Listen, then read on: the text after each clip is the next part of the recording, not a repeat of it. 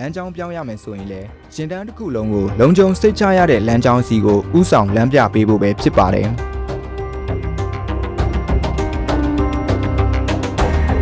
သူတို့ရဲ့နောက်မှာတော့လီကားလို့ခေါ်တဲ့အဓိကကုကဲမှုရှင်လိုက်ပါလာပါတယ်ဒီကားကိုတော့ရင်တန်းတစ်ခုလုံးရဲ့အုံနှောက်လို့တင်စားခေါ်ကြပါတယ်ခရီးစဉ်တစ်ခုလုံးရဲ့အမြန်နှုန်းနဲ့လှုပ်ရှားမှုပုံစံတွေကိုဆုံးဖြတ်ချက်ချပေးတဲ့အာယုံကျော်အဖွဲ့အစည်းလည်းဖြစ်ပါတယ်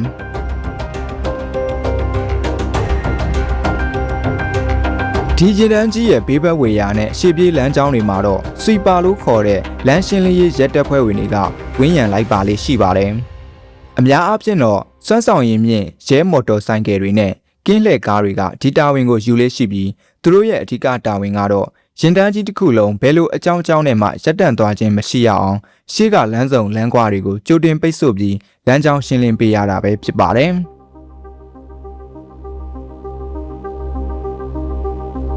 ဒီရင်တန်းတစ်ခုလုံးမှာလိုက်ပါတဲ့မော်တော်ယာဉ်အစီးရေဟာ90အထိရှိနိုင်ပြီးတစည်းချင်းစီတိုင်းမှာလည်းမရှိမဖြစ်လိုအပ်တဲ့စစ်စင်ရေးတာဝန်တွေကိုစီရှိကြပါတယ်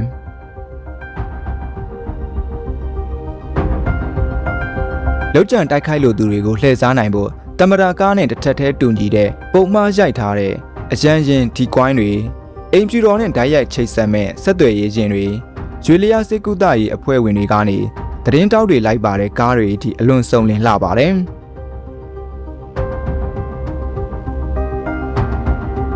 ဒီလောက်ထိကြီးမားတဲ့ထောက်ပံ့ပို့ဆောင်ရေးရန်ရာနဲ့စနစ်တကျညှိနှိုင်းလှုပ်ရှားနေရတာကိုကြည်ချင်းအပြင်အမေရိကန်သမ္မတတယောက်ရဲ့ခရီးစဉ်တစ်ခုဘေးကင်းလုံခြုံဖို့အတွက်ဘယ်လောက်ထိတန်ဖိုးကြီးကြီးပစ်ဆက်ထားရသလဲဆိုတာကိုသိတာထင်ရှားစေပါတယ်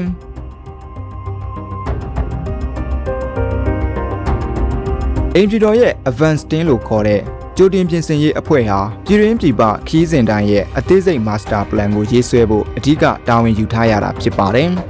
ဒီဘွဲ့ဟာသမ္မတအမှန်တကယ်မရောက်လာခင်အနည်းဆုံးတစ်လားအလိုလောက်တည်းကကြိုတင်ကွင်းစင်းလေ့လာတဲ့ Survey Trip ကိုတွားရောက်ပြီးသက်ဆိုင်ရာနိုင်ငံခြားအစိုးရအရာရှိတွေနဲ့တွေ့ဆုံညှိနှိုင်းရပါတယ်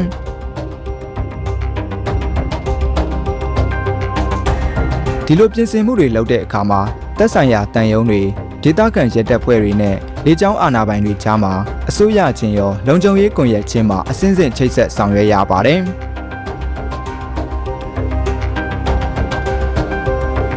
ဒါဟာခီးစဉ်တွင်မှာအနှောင့်အယှက်တစုံတရာမရှိစေဖို့နဲ့အရေးပေါ်အခြေအနေကြုံလာရင်လည်းအချိန်နဲ့တပြေးညီချက်ချင်းတုံ့ပြန်နိုင်ဖို့ရည်ရွယ်တာဖြစ်ပါတယ်။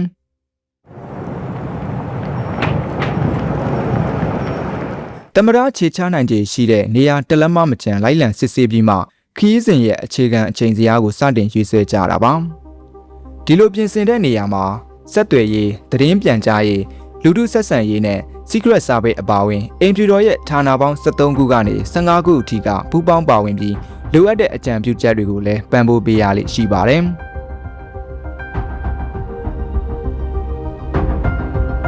သမ္မတရဲ့ခီးစဉ်အချိန်စရာအတိအကျထွက်လာပြီးဆိုတာနဲ့တပြိုင်နက်ကြိုတင်ပြင်ဆင်ရေးအဖွဲ့ဟာသမ္မတနဲ့အဖွဲ့မရောက်လာခင်အထိအဲ့ဒီဒေသမှာပဲအခြေစိုက်စခန်းချပြီးအရာရာကိုမျက်ခြေမပြတ်စောင့်ကြည့်စစ်ဆေးနေရပါတယ်။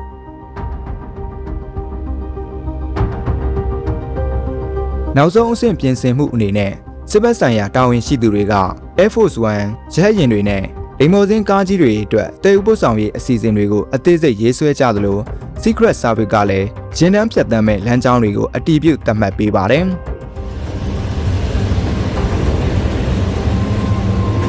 ခရီးစဉ်စီမံချက်တွေအားလုံးထဲမှာအတိအကျဆုံးနဲ့မရှိမဖြစ်အလိုအပ်ဆုံးပင်မထောက်တိုင်ကတော့ Air Force One လေယာဉ်ကြီးပဲဖြစ်ပါတယ်။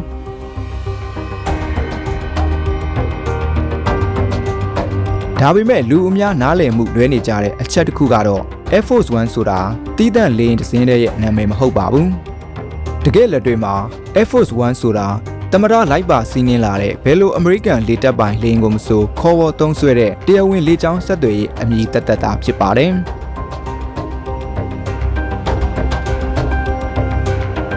ဒီအစဉ်လာကို1930ပြည့်လွန်နှစ်တွေကစတင်ခဲ့ပေမဲ့သမ္မတအတွက်တီးသန့်အထူးပြုပြင်ထားတဲ့လေယာဉ်တွေကိုတော့1943ခုနှစ်ကြာမှစတင်မိတ်ဆက်ခဲ့တာပါ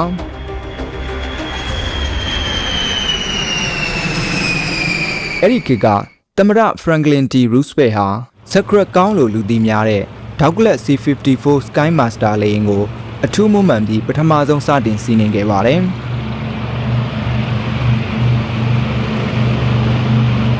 ဒုတိယကမ္ဘာစစ်ကြီးပြီးဆုံးသွားတဲ့နောက်မှာတော့ဤပညာတွေအရှိန်ဟုန်နဲ့တိုးတက်လာပြီးရိုးရိုး piston engine တွေနေရာမှာစွမ်းအားမြင့် jet engine တွေအစားထိုးဝင်ရောက်လာခဲ့ပါတယ်။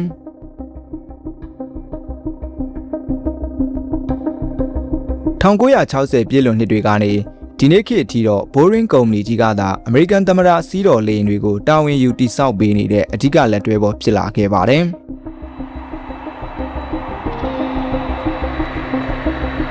ဥပမာအားဖြင့်လက်ရှိကာလမှာအဓိကအသုံးပြုနေတဲ့ Air Force One လေယာဉ်ဟာ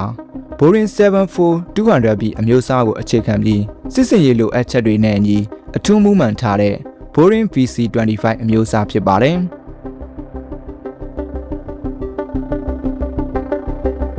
ဒီလေယာဉ်ကြီးကိုစစ်ဘက်ဆိုင်ရာအမှတ်အသားအနေနဲ့ SAM 28000လို့လည်းသတ်မှတ်ခေါ်ဆိုလေးရှိပါတယ်။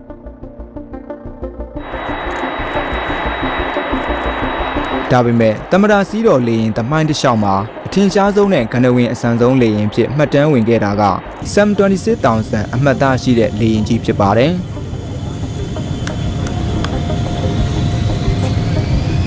သမ္မတဂျွန် F ကနေဒီလက်ထက်ကနေဘေးကလင်တန်လက်ထက်အထိသမ္မတရှီဦးတိုင်တိုင်တာဝန်ထမ်းဆောင်ပေးခဲ့တဲ့ဒီ Boeing 707 လေယာဉ်ကြီးဟာစစ်ရေးတိုက်ပွဲကာလမှာအမေရိကန်တို့ရဲ့အင်အားပြရုပ်တစ်ခုဖြစ်တည်ရှိခဲ့ပါတယ်။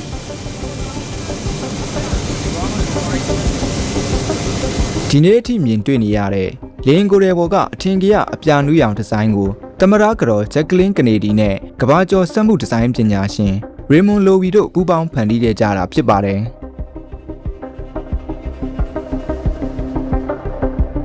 လေယာဉ်အတွင်းပိုင်းမှာလည်းသမ္မတဟာပြန်တန်းနေရင်းနဲ့အလုပ်တွေကိုမြေပြင်မှာလိုပဲချောချောမွေ့မွေ့လှုပ်ဆောင်နိုင်ဖို့လိုအပ်တဲ့ကိရိယာအစုံလင်တက်ဆင်ထားပါတယ်။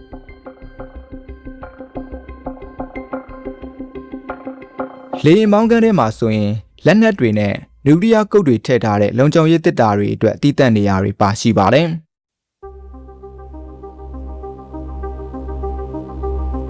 ဒါအပြင်ကမ္ဘာဘေးနေရာနဲ့မဆိုဆက်သွယ်နိုင်တဲ့ဆက်သွယ်ရေးစနစ်တွေပါဝင်သလိုသမ္မတနဲ့အဖွဲ့သားတွေအတွက်အစားအသောက်တွေပြင်ဆင်ပေးဖို့မိဖို့ကြောင့်လည်းပါရှိပါတယ်။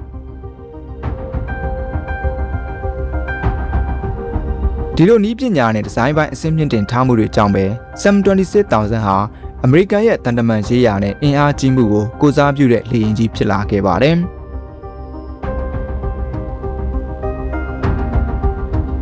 Air Force One ဆိုတာကောင်းကင်ယံထက်က American သမ္မတရဲ့အထင်ကြီးပြရုပ်တစ်ခုဖြစ်ပေမဲ့ဒါဟာတခုတည်းသောလေကြောင်းတည်ပို့ဆောင်ရေးရှင်တော့မဟုတ်သေးပါဘူး။သမ္မတအနေနဲ့ခရီးတိုလေးတွေသွားတဲ့အခါစီးနှင်းလိုက်ပါတဲ့ဘယ်ရဟတ်ယာဉ်ကိုမဆို Boeing One လို့သတ်မှတ်ခေါ်ဆိုကြပါတယ်။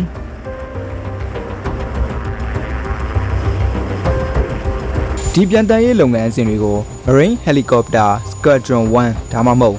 HMS 1လို့ခေါ်တဲ့အထူးတပ်ဖွဲ့ကတာဝန်ယူပြီးသမ္မတနဲ့ဒုသမ္မတတွေရဲ့ခရီးစဉ်တွေကိုစီစဉ်ပေးရပါတယ်။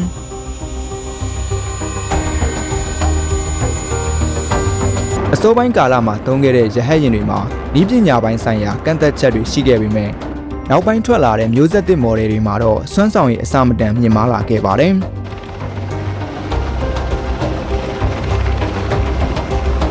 လက်ရှိအသုံးပြုနေတဲ့နောက်ဆုံးပေါ်ရဟတ်ယာဉ်တွေဆိုရင်တနအီကိုဘိုင်း150ကျော်နဲ့ပြန်တန်းနိုင်စွမ်းရှိသလိုကြီးကာစနစ်တွေနဲ့ဒုံးကျည်ကာကွယ်ရေးစနစ်တွေလည်းအပြည့်စုံပါဝင်ပါတယ်။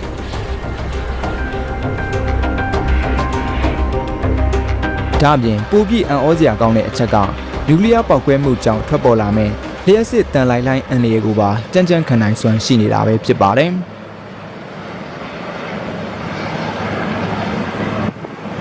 ဒီလိုထူးခြားတဲ့စွမ်းဆောင်ရည်ကြောင့်ပဲ HMS 1အဖွဲ့ဟာအင်ဖြူတော်အတွက်အရေးပါဆုံးအဖွဲ့အစည်းတစ်ခုဖြစ်ရပ်တည်နေပါတယ်။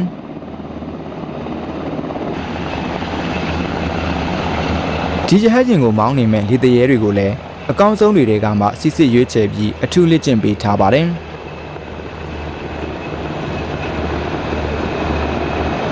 သူတို့ဟာနိုင်ငံတော်ရဲ့အဖို့တန်ရတနာတစ်ခုကိုထိမ့်သိမ်းဆောင်ရှားရသူတွေဖြစ်ပြီးMarine တပ်ဖွဲ့ဝင်20ကနေ25ဦးထိပါဝင်တဲ့အဖွဲ့ကိုဦးဆောင်ကုကဲရပါတယ်။